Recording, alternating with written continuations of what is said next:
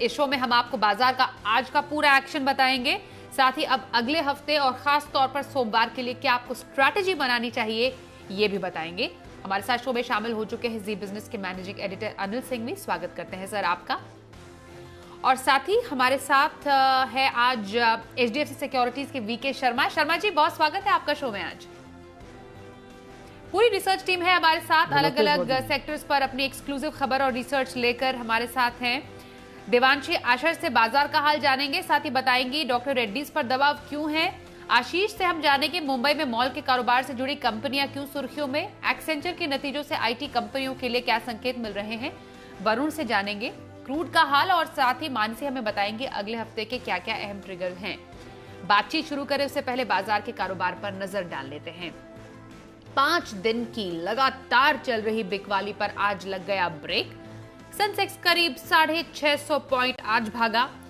Nifty में करीब 186 अंकों की तेजी देखी गई, मगर दिलचस्प बात यह है कि निफ्टी निचले स्तरों से करीब 400 पॉइंट चढ़ा। आज बैंक निफ्टी भी निचले स्तरों से करीब 800 पॉइंट चढ़ा। और अच्छी बात यह भी है कि इस तेजी में शॉर्ट कवरिंग से ज्यादा हाथ नई खरीद का था। मिड कैप और स्मॉल कैप शेयरों में भी अच्छी रिकवरी दिखी, मगर दिग्गजों के मुकाबले कुछ कम नहीं। एफआईआई डीआई के डेटा पर भी एक नजर डाल लेते हैं। आज विदेशी संस्थागत निवेशकों ने कैश मार्केट में 1418 करोड़ रुपए की आज खरीदारी की है। वहीं डीआईआई यानी घरेलू संस्थागत निवेशकों ने काफी दिनों बाद 559 करोड़ रुपए की आज खरीदारी की। आइए अब एडिटर्स टेक में अनिल जी से समझते हैं कि लगातार 5 दिनों की बिकवाली के बाद बाजार की शानदार रिकवरी की वजह क्या है। लगातार 5 दिनों से गिर रहे भारतीय बाजारों की कमजोरी पर आज ब्रेक लगा। ब्रेक भी लगा, गिरना बंद भी हुए और जबरदस्त यू टर्न भी लिया। वैसे तो आज का दिन भी फर्स्ट हाफ तो बेहद खराब था। दुनिया भर के बाजारों की कमजोरी के चलते निफ्टी 100 पॉइंट नीचे खुला और वहीं रुका नहीं, उसके बाद और गिरते गया। गिरते गिरते एक अहम लेवल पर पहुंचा जो था 14,350 का, और बैंक निफ्टी भी 33,300 के अहम लेवल के बेहद करीब पहुंचा। और वहां से जो रिकवरी और यू टर्न शुरू हुआ, जो रिकवरी आई, काबिल तारीफ आप देख सकते हैं। और उसकी 2-3 बड़ी वजह थी। पहला तो एक कल के सेशन में वायदा कारोबार के हफ्ते की एक्सपायरी दिन एफआईज की तरफ से दमदार खरीदारी के आंकड़ा है। दूसरा, ग्लोबल मार्केट्स और ज़्यादा खराब हो नहीं रहे। तीसरा, बॉन्ड यील्ड थोड़े से बेहतर होते हुए दिखे। चौथा, डाउ फ्यूचर्स हरे निशान में ट्रेड कर रहे थे। और पांचवा, एक लगातार 5 सेशन में ऊपरी स्तरों से लगभग 1000 पॉइंट निफ्टी गिर गया। तो गिरते ही थोड़ी रहेगा, थोड़ी रिकवरी भी तो आएगी ना। तो उसको देखते हुए शॉर्ट कवरिंग और फ्रेश खरीदारी होती दिखी। लोअर लेवल से निफ्टी लगभग 400-450 पॉइंट रिकवर हुआ। बैंक निफ्टी लगभग 1000 पॉइंट रिकवर हुआ और सेंसेक्स लगभग 1400-1500 पॉइंट रिकवर हुआ। तो ये दमदार रिकवरी आती दिखी। तो सुबह कुछ तस्वीर बिल्कुल अलग, एकदम नर्वस माहौल। शाम को दोपहर में क्लोजिंग बेहतरीन। 14,700 के ऊपर की निफ्टी की क्लोजिंग कॉन्फिडेंस बढ़ाने वाली, 34,000 के ऊपर की बैंक निफ्टी की क्लोजिंग कॉन्फिडेंस बढ़ाने वाली। तो ये कह सकते हैं कि 5 दिनों से पिछले फ्राइडे के मुकाबले इस फ्राइडे मूड माहौल बिल्कुल अलग। और पिछले 5 ट्रेडिंग सेशन में जो कुछ मार पड़ी है, जो कुछ करेक्शन हुआ, सारे स्टॉक्स चाहे वो दिग्गज हों, कैश मार्केट के हों, मिड कैप, स्मॉल कैप, सब जगह जो कट लगा, मार पड़ी, उससे आज बड़ी रिलीफ रैली आती हुई दिखी है। और लोअर लेवल से एफआईज की लौटती हुई खरीदारी के दम पर बाजार मजबूती के साथ दिन के हाईएस्ट पॉइंट के आसपास बंद होने में कामयाब रहे। चलिए, बाजार के लिए आज रिकवरी और मजबूती का दिन रहा। अब सोमवार के लिए क्या स्ट्रैटेजी रहे, बाजार के लिए अहम संकेत क्या होंगे, खासतौर पर 2 दिन की छुट्टी के बाद समझेंगे अनिल जी से। लेकिन उससे पहले किन सेक्टर में था सबसे ज्यादा एक्शन, समझते हैं देवांशी आशर से। देवांशी, जरा बताएं आज कहां पर था सबसे ज्यादा एक्शन और कहां पर थी नरमी।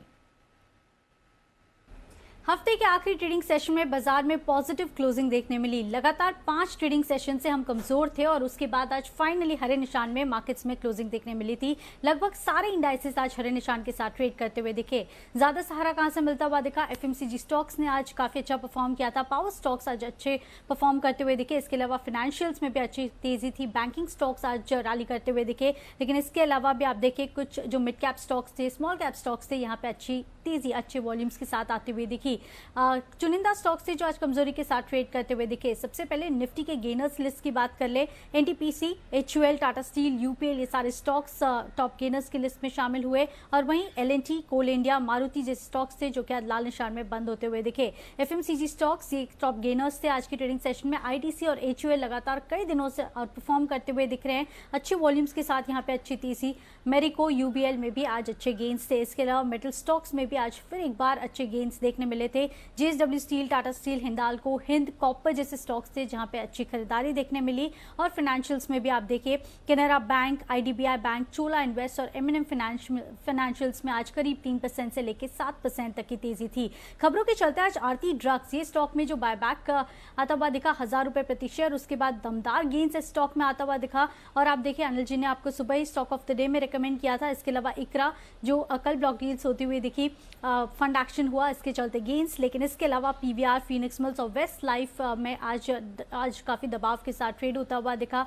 मॉल में एंट्री से पहले एंटीजन टेस्ट होगा, इसके चलते भी आज काफी प्रेशर कई स्टॉक्स में देखने मिला। इसके अलावा नई लिस्टिंग में आप देखिए जुबिलेंट इंग्रीविया आज लिस्ट हुआ और साथ ही ईज माई ट्रिप करीब 20% तक के गेन्स आज यहाँ पे भी देखने मिले थे। वायदा बाजार में चुनिंदा स्टॉक से जहाँ पे आज लाल निशान के साथ ट्रेड हुआ या आज शॉर्ट्स बनते हुए दिखे, मदरसन सुमी, नैल्को, टेक महिंद्रा जैसे स्टॉक्स थे। वैसे IT स्टॉक्स में भी आज अच्छे गेन्स थे, एसेंचर के नतीजे आते हुए दिखे, इसके चलते भी IT स्टॉक्स आज काफी एक्शन में थे। इसके अलावा जहां पे सुपर हिट आपकी कमाई होती हुई दिखी, दमदार कमाई हुई आपकी ITC, HUL, Tata Motors, NHPC, Grasim, Tata power, Tata steel जैसे स्टॉक्स थे जो आज हमारे जितने भी एनालिस्ट थे, गैस पैनल थे, उन्होंने आपको रेकमेंड किया और आज आपकी अच्छी कमाई होती हुई दिखी। इन ऑल आप देखिए आज कई दिनों के बाद हमने देखा फाइनली अच्छी क्लोजिंग आती हुई दिखी। जितने भी इंडाइसेस थे वो आज हरे निशान के साथ क्लोज होते हुए दिखे। अच्छी शॉर्ट कवरिंग बाजार में देखने मिली थी। बिल्कुल, जैसे देवांशी ने बोला काफी समय के बाद आज हमने बाजार में देखी अच्छी क्लोजिंग। तो ऐसे में शर्मा जी बाजार से अभी क्या एक्सपेक्ट करना चाहिए? आज की सेशन पर आपकी राय, आने वाले दिनों पर क्या व्यू आप रखेंगे? साथ ही सोमवार के लिए कौन सा इंट्राडे पिक आज आप सजेस्ट करेंगे दर्शकों को? साथ ही हम आपसे हफ्ते भर का नजरिया भी जानना चाहेंगे। जी सबसे पहले ये हम कह दें कि आज सुबह के जब शो में मैं था तो मेरा अपना व्यू था कि इस वक्त मार्केट बाउंस बैक करेगा और वही हुआ। एक कॉल भी दी थी निफ्टी की और वहाँ से करीब बताए हुए पॉइंट से 100 पॉइंट के निफ्टी के अंदर भी गेन हुए। ये तो हुई, ये बात जो हो चुकी उसको छोड़िए। आगे का कैसा लगता है? मैं समझता हूँ कि एक तरफा मार्केट नहीं है, थोड़ा ऊपर थोड़ा नीचे। लेकिन अगर आप अपने शेयर में इन्वेस्टेड हैं जो अच्छे और ख़ासकर मिड कैप्स, वो आउट परफॉर्म करेंगे। एक सेक्टर चुना जाए तो IT और थोड़े बहुत जो टेस्टिंग वाली कंपनियां वो अच्छा करेंगी। हफ्ते भर के लिए मिला जुला स्वरूप, लेकिन मार्केट यहाँ से ऊपर रहेगा। आज की डेट में अगर एक इंट्राडे स्टॉक कोई लेना हो कल के ट्रेड मतलब सोमवार के ट्रेड के लिए, तो मैं समझता हूँ कि ग्रेसिम लिया जा सकता है। तो ग्रेसिम 1410 पे आज बंद हुआ है, वहाँ पे स्टॉप लॉस रखे 1380 का और आपका टारगेट रहेगा 1470। जैसे जैसे स्टॉक बढ़े स्टॉप लॉस ऊपर बढ़ेगा। वीकली या पोजिशनल ट्रेड अगर किसी को लेना हो तो वो कैनफिन होम्स में लगता है। यहाँ पे ये स्टॉक थोड़ा बड़ा है और 580 के लेवल पे क्लोज हुआ है, तो यहाँ पे ले 552 का रखें स्टॉप लॉस और 632 का रहेगा आपका टारगेट। तो ऑब्वियसली इसके साथ साथ स्टॉप लॉस भी आप रोजाना बढ़ाते जाएंगे, या आप टारगेट होगा या स्टॉप लॉस हो जाएगा बढ़ा हुआ, जो आपको लॉस होने से बचाएगा। तो शर्मा जी की राय, एक दिन की खरीदारी ग्रासिम में करने की सलाह, इंट्राडे पिक है उनकी, पोजिशनल व्यू कैनफिन होम्स में रखने की सलाह दी है शर्मा जी ने। आगे बढ़ते हैं, अगली खबर का रुख कर लें। एक्सेंचर के नतीजों से पूरा IT सेक्टर है फोकस में। क्या है इसके और डिटेल्स? IT कंपनियों से दमदार Q4 की क्या उम्मीद है, समझते हैं हमारे सहयोगी कुशल से। जी, तो IT स्टॉक्स आज के सत्र में फोकस में रहे, क्योंकि अगर आप एक्सेंचर की बात करें जो दिग्गज IT कंपनी है, ग्लोबल जायंट है, वहाँ पर इनकी जो Q2 नंबर्स आए वो काफ़ी बेहतरीन साइड पर आते हुए नजर आए। खासकर अगर आप इनकी आय ग्रोथ गाइडेंस देखें तो वो ये बढ़ाते हुए नजर आए, 4 to 6% से बढ़ाकर 6.5 से 8.5% किया। साथ ही जो इनके ऑपरेटिंग मार्जिन्स है वहाँ पर भी 20-30 बेसिस पॉइंट्स की बढ़त जो है हमें देखने को मिली और 15 to 15.1% की FY21 की गाइडेंस देते हुए नजर आए।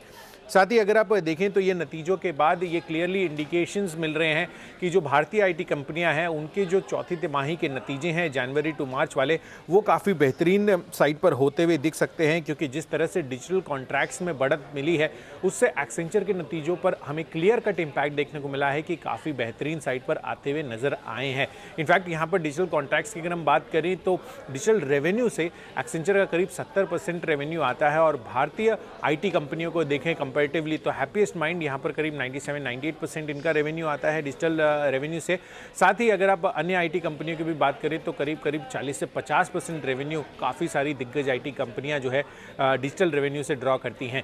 तो काफ़ी क्लियर इंडिकेशंस है जिस तरह से ऑर्डर बुक विन इनको मिलती हुई दिखी है एक्सेंचर को कि आईटी कंपनियां, खासकर भारतीय आईटी कंपनियां, वहां पर काफ़ी अच्छे इंडिकेशंस हमें अर्निंग्स में देखने को मिल सकते हैं।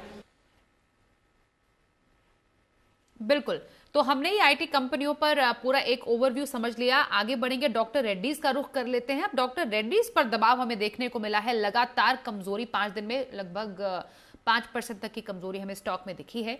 आखिरकार दबाव की वजह क्या है, पूरी डिटेल हमें दे रही है हमारी सहयोगी देवांशी आशर। जी बिल्कुल, आप देखिए डॉक्टर रेड्डीज में लगातार कई दिनों से कमजोरी के साथ ही कारोबार होता हुआ दिख रहा है। आप इसी हफ्ते देखें तो करीब 6% तक की कमजोरी हमने स्टॉक में देखी है, लेकिन अगर आप इस महीने की बात करें तो करीब 12% तक की गिरावट हम देख चुके हैं, जबकि फार्मा स्टॉक्स में थोड़े से गेन्स है, तो ये थोड़ा अंडर परफॉर्म करता हुआ दिख रहा है। पिछले 2 महीने की बात करें 20% तक का करेक्शन ये स्टॉक बता चुका है। अब इसकी क्या वजह है? सबसे पहली वजह यह है कि जो स्पुतनिक वैक्सीन के लिए कंपनी ने करार किया था रशियन RDIF के साथ, उसमें अब डिलेज आते हुए दिख रहे हैं, इसको मंजूरी नहीं मिल रही है, भारतीय रेगुलेटर से भी मंजूरी नहीं मिल रही है और इसी के चलते अब चिंता थोड़ी सी बढ़ती हुई दिख रही है। जो एनालिस्ट से वो मान के चल रहे थे कि इससे भी थोड़ी सी आय आती हुई दिखेगी, लेकिन अब चिंता बढ़ती हुई दिख रही है।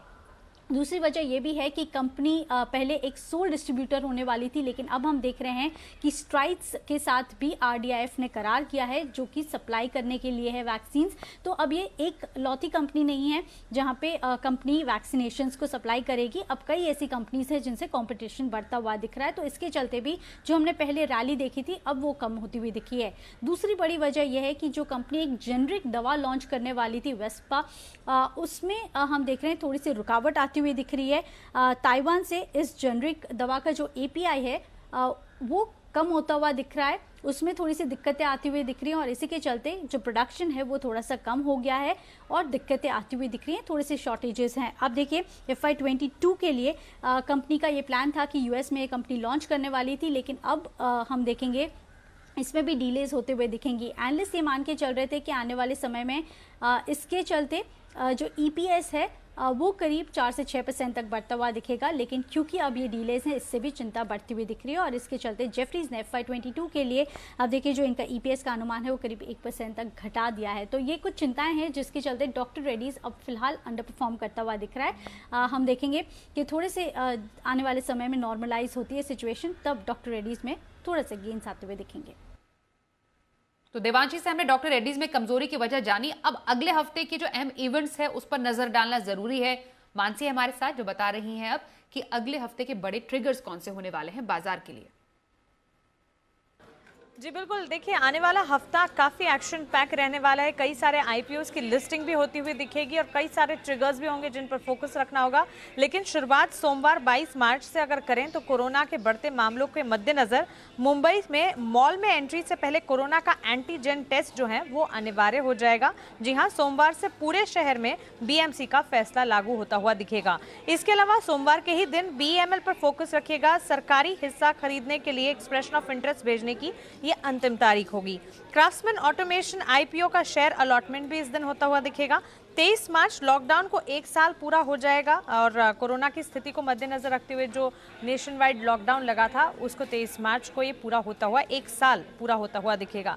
कल्याण ज्वेलर्स IPO का शेयर अलॉटमेंट होगा इस दिन। साथ ही जैगुआर I-Pace की लॉन्चिंग भी इस दिन होने जा रही है। 24 मार्च के दिन अनुपम रसायन की लिस्टिंग होने की संभावना है। नजारा टेक्नोलॉजीज IPO का शेयर अलॉटमेंट होगा। एप्पल इंडिया की EGM भी इस दिन होती हुई दिखेगी। 25 मार्च गुरुवार के दिन, महीने का आखिरी गुरुवार है, है। मार्च सीरीज की वायदा एक्सपायरी होते हुए दिखेगी। क्राफ्ट्समैन ऑटोमेशन की लिस्टिंग होने की संभावना है। लक्ष्मी ऑर्गेनिक की लिस्टिंग की भी संभावना है। वहीं बीपीसीएल वीडियो कॉन्फ्रेंसिंग के जरिए कंपनी ईजीएम करने जा रही है और टेक्समेको रेल एंड इंजीनियरिंग की भी वीडियो कॉन्फ्रेंसिंग के ही जरिए एक ईजीएम होती हुई दिखेगी। और अंत में 26 मार्च कल्याण ज्वेलर्स की लिस्टिंग होने की संभावना, थॉमस कुक की ईजीएम और साथ ही 26 से 27 मार्च के बीच प्रधानमंत्री मोदी ढाका का दौरा करने वाले हैं, तो उनके इस दौरे पर और क्या कुछ निकल कर आता है उस पर भी नजर रहेगी। चलिए, ये तो अगले हफ्ते के अहम इवेंट्स हमने समझ लिए, आगे बढ़ते हैं और अब देखते हैं शर्मा जी का ऑप्शन।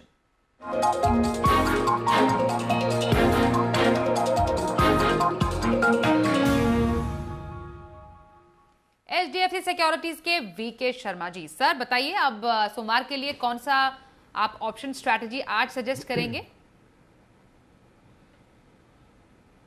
जी स्वाति जी, इस सेगमेंट के दर्शकों को विशेष नमस्कार। आज सुबह ही जब मैं मॉर्निंग शो में था तो मैंने ये कहा था कि कल जो मैंने ऑप्शंस दिए थे वो ऐसे मार्केट के, मैं पहले ही कह रहा था कि लोग पार्टिसिपेट नहीं करते हैं, पुट्स नहीं खरीदते हैं। और अब क्योंकि मुझे लग रहा था कि मार्केट सुधरेगा तो मैंने ये कहा था कि मैंने जो कल दिए थे आज शाम के शो में, मतलब कल शाम के शो में, वो आप बिल्कुल भी उस पर एक्ट न करें, उनको रख दें साइड में। तो वही सही रहा, आप लॉस से बचे। और अच्छी बात यह है कि आज भी जो 2 स्टॉक लेकर आया हूँ वो दोनों ही स्टॉक ऐसे हैं मार्केट के साथ साथ जो नीचे से इतनी सेलिंग के बाद वापस बढ़े हैं। तो सबसे पहले टाटा स्टील, जहाँ पे 750 की कॉल मैं सलाह दे रहा हूँ कि आप 7 रुपये पे लें, 3.5 रुपये का इसका स्टॉप लॉस रखें और आपका जो टारगेट रहेगा टाटा स्टील के ऑप्शन के लिए वो है 14 रुपये। अल्ट्राटेक दूसरी तरफ 6700 की कॉल 97 रुपये पे लें, स्टॉप लॉस रखें 50 रुपये का और 180 का आपका रहेगा टारगेट। दोनों ही ऑप्शंस आपको कॉल ऑप्शन है और दोनों ही आपको लेने हैं मार्च सीरीज़ के, यानी कि वो सीरीज़ जो थर्सडे को गुरुवार को समाप्त हो जाएगी। तो तब तक आप इसको होल्ड कर सकते हैं। और अगर स्टॉप लॉस तो ऑब्वियसली हमेशा रिमाइंड करूंगा, उसको लगातार बढ़ाते रहिए। इस सेगमेंट के दर्शकों को विशेष नमस्ते। आइए अब शो में समझते हैं कि सोमवार को बाजार पर क्या आपको बनानी चाहिए स्ट्रैटेजी। बाजार के लिए अहम संकेत बता रहे हैं अनिल सर। जहां तक सोमवार के बाजारों का सवाल है, अमेरिका में एक शांत सीमित दायरे का कारोबार होगा, ऐसी उम्मीद डाउ फ्यूचर्स से हमें थी, क्योंकि पूरे दिन भर आज डाउ फ्यूचर्स बेहद सीमित दायरे में कारोबार करते हुए दिखे, 40-50 पॉइंट ऊपर, बस कोई ज़्यादा उछाल नहीं, गिरावट भी नहीं। तो ऐसे में अमेरिका में कैसा ट्रेडिंग सेशन एग्जैक्टली होगा ये अंदाज़ा लगाना मुश्किल है। तो वो तो रहेगा ही फोकस पे कि अमेरिका में क्या कुछ होता है, डाउ फ्यूचर्स सोमवार सुबह कैसे मिलते हैं, लेकिन उससे ज़्यादा अहमियत जिसके दम पर आज रिकवरी हुई है वो है एफआईएस की लौटती हुई खरीदारी। एफआईएस की इंडेक्स में लॉन्ग पोजीशन काफ़ी निचले स्तरों पर आ गई है, 60% के नीचे है। आज फिर से जिस तरह की रिकवरी और खरीदारी हुई, पूरी संभावना है कि अच्छे आंकड़े एफआईएस के भी आए। ट्रेडर्स ने भी अपने शॉर्ट्स काटे हैं, लॉन्ग पोजीशन बनाई है, तो ओवरऑल खरीदारी हुई है। तो उस लिहाज से अगर आप देखें तो आंकड़े अच्छे होने चाहिए और वो भी एक बड़ा फैक्टर होगा सोमवार को अगले हफ्ते की शुरुआत करने के लिए। और अगला हफ्ता इस लिहाज से भी अहमियत वाला है, मार्च महीने की एक्सपायरी है, तो मंथली एक्सपायरी के वक्त थोड़े डेटा ज़्यादा होते हैं, एक्शन ज़्यादा होता है। और मार्च का महीना है तो लोग अपने ट्रांजेक्शन्स, ट्रेड्स वो पूरे निपटाने में भी लगे रहते हैं। तो उस लिहाज से काफ़ी कुछ एक्शन कैश मार्केट के स्टॉक्स में भी आपको देखने को मिल सकता है। अब जो अहम सपोर्ट लेवल है नीचे निफ्टी के लिए वो है 14,350 से लेकर 14,525 की रेंज में। इस लेवल पर अब लेवल बड़े हैं, रेंज बड़ी है, लेकिन कुछ नहीं कर सकते क्योंकि जिस तरह की उछाल और आज हुई है सेकंड हाफ में, जिस तरह की गिरावट फर्स्ट हाफ में थी, उसको देखते हुए सपोर्ट लेवल काफ़ी दूर आ रहे हैं। ऊपर में एक बार 14,900 14,925 के आसपास हल्की रुकावट का लेवल है निफ्टी पे, उसे पार करने के बाद 15,000 15,050 की तरफ निफ्टी बढ़ सकता है। ये बड़ी रेंज अगले हफ्ते के लिए लेकर चलें आप। बैंक निफ्टी का जहाँ तक सवाल है 33,300 33,500 के आसपास ये स्ट्रॉन्ग सपोर्ट है और ऊपर में 35,000 35,250 तक की जाने की कोशिश बैंक निफ्टी की हो सकती है। तो ओवरऑल मूड माहौल थोड़ा सुधरा है, लेकिन वाकई में बाजार करेक्शन पूरा करके तेजी दिखाएगा और मजबूती के साथ बढ़ेगा। इसके लिए 2-3 चीज़ें आपको अगले हफ्ते चाहिए। पहले एफआईएस की खरीदारी, दूसरा बॉन्ड यील्ड 1.70 1.65 के नीचे रहे और तीसरा ग्लोबल मार्केट्स थोड़े ठीक ठाक रहे, बहुत ज़्यादा कमज़ोर ना हो। इन तीनों का कॉम्बिनेशन मिलने पर ही बाजार में एक्सपायरी के हफ्ते में आपको आगे और तेजी देखने को मिलेगी। तो इन सब ट्रिगर्स पर रखिएगा नजर। तो बाजार पर सोमवार की स्ट्रैटेजी तो हमने समझ ली अनिल जी से। आइए अब जानते हैं सोमवार को ऑप्शन की क्या स्ट्रैटेजी रखें। कोटक सिक्योरिटीज की श्रीकांत चौहान से बात करते हैं। श्रीकांत जी, बहुत स्वागत है। सोमवार को कहां पर ऑप्शन स्ट्रैटेजी बनाने की सलाह देंगे आज? Good evening. देखिए स्वाति जी, मुझे लगता है कि मार्केट का जो ट्रेंड है वो क्लियरली एक अच्छी तरीके से मुझे लगता है कि पुल बैक हो चुका है और यहाँ पे हमें लगता है कि इंडेक्स में और भी हमें तेजी देखने मिलेगी और इसी वजह से इंडेक्स स्टॉक्स के ऊपर ध्यान है। वहाँ पे हमें लिमिटेड में ऐसा लगा कि और तेजी बन सकती है और 2540 के स्ट्राइक प्राइस के जो कॉल ऑप्शन है वो तकरीबन कुछ 35 रुपए के करीब ट्रेड कर रहे हैं। उसमें वहाँ पे हमें बाय करना है और अगर हम वहाँ पे टारगेट्स अगर सोचे तो वो टारगेट्स रहेंगे तकरीबन 65 से लेकर 70 के और यहाँ हमें स्टॉप लॉस रखना है 100 रुपए का। तो एचडीएफसी लिमिटेड के 2540 लेने की राय रहेगी। बहुत शुक्रिया श्रीकांत जी, शो में शामिल हुए ऑप्शन की स्ट्रैटेजी बताने के लिए। और शर्मा जी, शो के अंत में फंडामेंटल पिक कौन सी होगी आज आपकी? जी, आज की मेरी फंडामेंटल पिक है एम्फेसिस। एक आईटी कंपनी है, आईटी सर्विसेज कंपनी है और ब्लैकस्टोन इसमें करीब 56.5% शेयर होल्डिंग करता है। आपको याद दिला दें कि 2016 के अंदर ये कंपनी उन्होंने खरीदी थी, तब करीब 438 जैसा कुछ भाव था। अब ये भाव 1668 पर पहुंच चुका है, यानी कि 5 साल के अंदर इनकी जो भाव पे उन्होंने लिया था वो चौगुनी कीमत उस स्टॉक की हो चुकी है। तो जो इन्वेस्टर पी के साथ इन्वेस्ट करना चाहते हैं और पी फंड का आपके ऊपर कोई लंबा तलवार नहीं लटकती कि आपको इन्वेस्टेड ही रहना है 3 साल के लिए, ऐसा कुछ नहीं है। तो ये स्टॉक ले और पी के साथ साथ बगल में बैठ के इन्वेस्ट करें। 14% जैसे नेट प्रॉफिट इसके आने वाले 3 साल के अंदर लगातार इस CAGR पे बढ़ सकते हैं। और मेरा ये मानना है कि ये करंट भाव जो, और ये पहले बता दूं कि डेट फ्री है, करीब 151 रुपये पर शेयर तो इसके अंदर कैश पड़ा है। और इसका जो सबसे अच्छी बात यह है कि ये पी जो है वो घर अपने ले जाने के लिए नहीं बैठता उस कंपनी को, वो फिर अल्टीमेटली किसी को बेच कर निकलता है और वो किसको बेचेगा, दूसरा पी होगा, वो वहाँ से उसको बेहतर करेगा। तो ये सेफ सा इन्वेस्टमेंट है। और ये भी बता दूं कि 2 फरवरी को मैंने ये स्टॉक दिया था और उस वक्त करीब 10% जैसा रिटर्न जो टारगेट था आपको मिल गया था विदिन 2 वीक्स। तो अभी मेरा जो टारगेट है वो है, अभी 1668 पे स्टॉक है और टारगेट है हमारा कुल मिला के इसका है 1899, जो आपको 13.8% रिटर्न यहाँ से देगा। एवरेज कर सकते हैं नीचे, मैं एवरेज के रिटर्न को नहीं कर रहा। बहुत बहुत धन्यवाद, जय हिंद। चलिए, फंडामेंटल पिक, बिल्कुल फंडामेंटल पिक एम्फेसिस, लंबी अवधि की खरीदारी कर सकते हैं एम्फेसिस में। बहुत शुक्रिया शर्मा जी आपका शो में शामिल होने के लिए और सभी सहयोगियों का भी बहुत शुक्रिया शो में शामिल होने के लिए।